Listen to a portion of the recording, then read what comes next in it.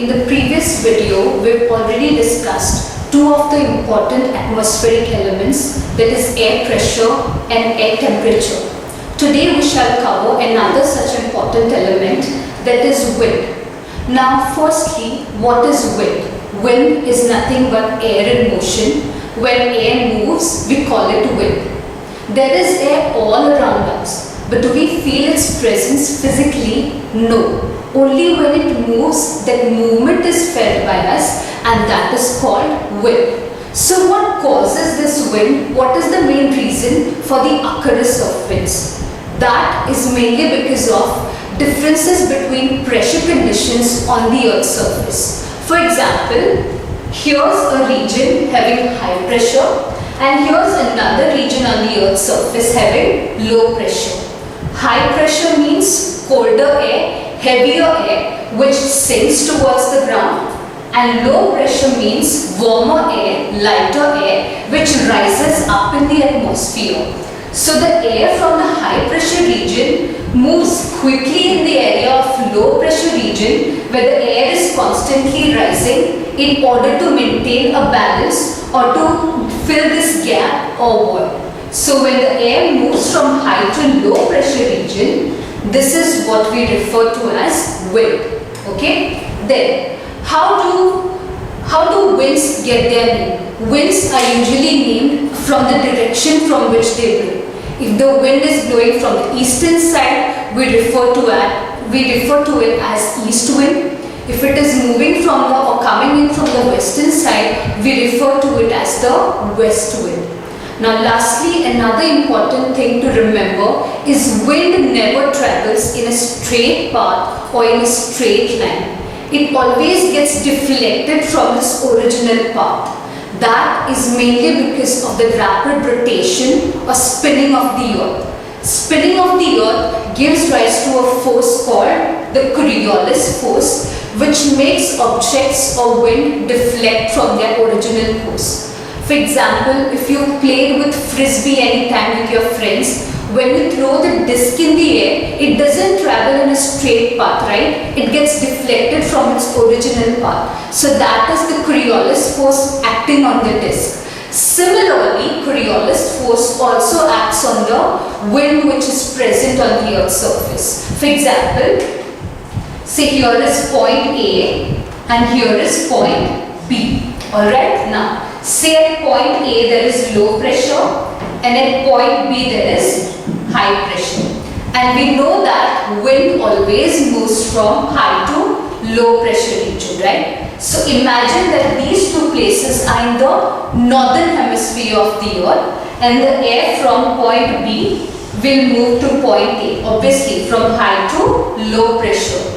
So this particular wind won't follow a straight path in the northern hemisphere. It will get deflected towards its right hand side. So this is the right hand side of the wind. It will get deflected towards its right hand side. Similarly, if these two places were in the southern hemisphere, the wind would have been deflected towards its left hand side. So what is Coriolis force? Coriolis force makes wind deflect towards its right in the northern hemisphere and towards its left in the southern hemisphere.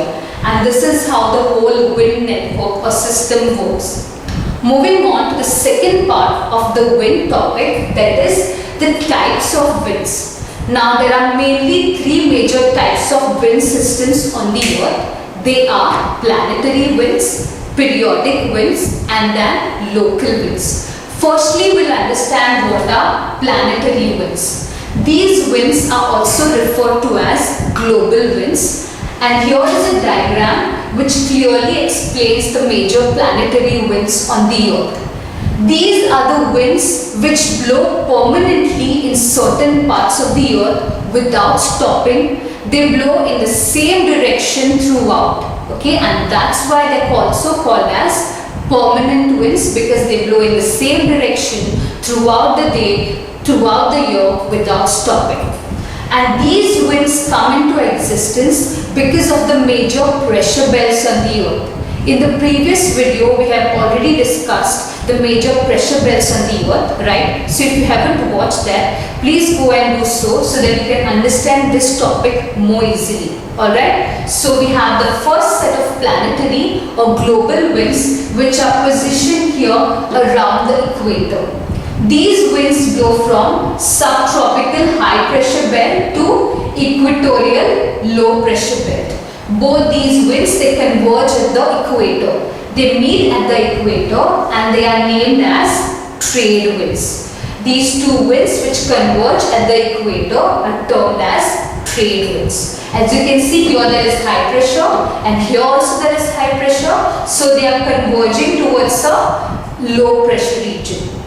Moving on, the second set of winds that we have are called westerlies. They are simply called westerlies because they are blowing from the western side. They originate from the western side. That's why we refer to them as westerlies. And westerlies blow from subtropical high pressure belt to subpolar low pressure belt. Again, from high pressure region to low pressure region. Same in the southern hemisphere. High pressure region to low pressure region. Now, one peculiar thing about these westerlies is that in the southern hemisphere, they attain a very high speed. That is because of the absence of major continents or land masses around 40, 50, 60 degrees latitude. We know that majority of the land masses are concentrated in the northern hemisphere, and that is why these westerlies here, they attain a very high speed only in the southern hemisphere, and that's why they are also nicknamed as furious 50s, roaring 40s and screeching 60s. And lastly, we have the third set of planetary winds called the polar easterlies. They blow from the polar high pressure region to subpolar low pressure region. Alright, and these are very cold and dry winds, obviously because they blow in the colder parts of the earth. Now, you must have noticed that these winds again are also not blowing in a straight path. They are also being deflected or they blow diagonally. That's because the Coriolis force is acting on them. Moving on, the second set of winds which are commonly found on the earth are periodic winds. We call them periodic winds because they blow during a particular time of the day or they blow during a particular time of the year. So they blow during a particular period only, and that's why we refer to them as periodic winds. Now periodic winds are of two types mainly. First one is the land and sea breeze, and the second division is monsoon winds. Firstly, we shall see what is land and sea breeze. Now land and sea breeze is only confined in the coastal areas. You won't find these type of winds somewhere in the interior of the continent. You'll only find them where there is land and water, that is along the coastal areas. Okay, so now what happens in land and sea breeze and how it occurs? During the daytime, you have the land mass and adjacent to it, you have a water body. Now, land being in a solid state gets heated up quickly because of the sun's radiation.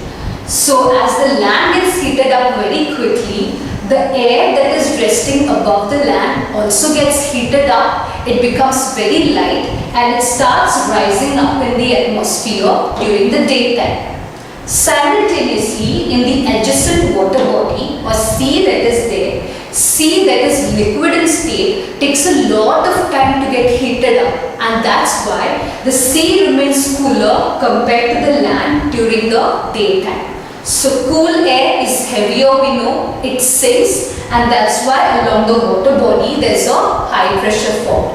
And we know that wind always blows from high to low pressure region in order to maintain a balance, right? So same thing happens here. During the daytime along the coastal areas, the air or wind from the sea, that is from the high pressure region, moves towards the land that has a low pressure condition. So this type of wind is known as sea breeze, since the wind is moving from sea to land. And this breeze is very cool and it slightly reduces the temperature of the coastal areas, making it quite pleasant. Now, at night, the situation gets completely reversed.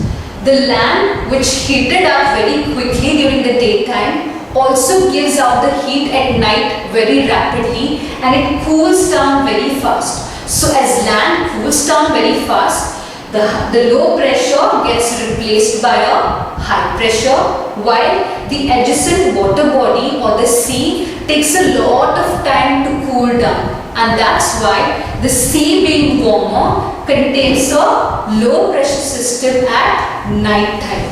And that is why the wind or air starts blowing from land to sea at night, and this is known as land breeze. If you've been to the beach any time during the daytime, you must have noticed that when you stand along the coastline, during the daytime your hair will move towards the coast. If you've visited the beach areas at night time, you'll notice that your hair moves towards the water body. That's nothing but land and sea breeze in play. Now, the second type of periodic wind is monsoon winds. And monsoon winds are again found in different parts of the earth, but I will give you example of India, how monsoon winds occur over India. So, this is the Indian peninsula, just for understanding purpose. Now, when it is the summer season, when the sun's rays are direct on the Indian subcontinent, the entire landmass gets intensively heated up during summer. So when the landmass gets heated up, the air in this entire region also gets intensively heated up and starts rising up in the atmosphere. And we know that when air rises up in the atmosphere, there will be a low pressure system formed in that particular region. So over India during summer season, an intensive low pressure forms. While somewhere in the south, where it is flanked by the Indian Ocean and Bay of Bengal and Arabian Sea, the southern part of India, that is in the water body that lies down south of India, that is the Indian Ocean, there is a high pressure system formed. So during summer season, the winds over India blow from sea to land. Being attracted to this low pressure that is formed, the winds blow from high to low pressure, that is from sea to land. So while these winds blow over the water body, they carry a huge amount of moisture and cause rainfall all over India during summer season and throughout June, July, August and September.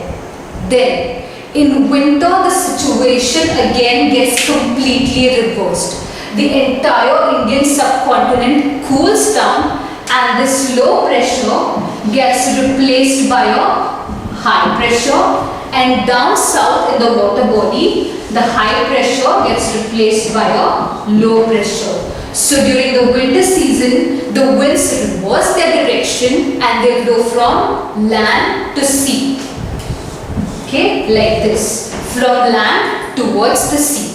And this is how monsoon winds change their direction from season to season, and that's why it comes under the category of periodic winds. Lastly, there are also third type of winds, that is local winds. Now these winds blow only in certain parts of the earth in small region, and they don't have a large scale effect on the globe.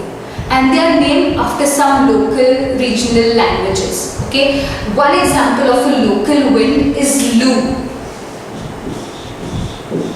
This is a type of wind which blows in northern part of India, in the northern plains of India, and it is a very hot and dusty wind which blows during the summer season.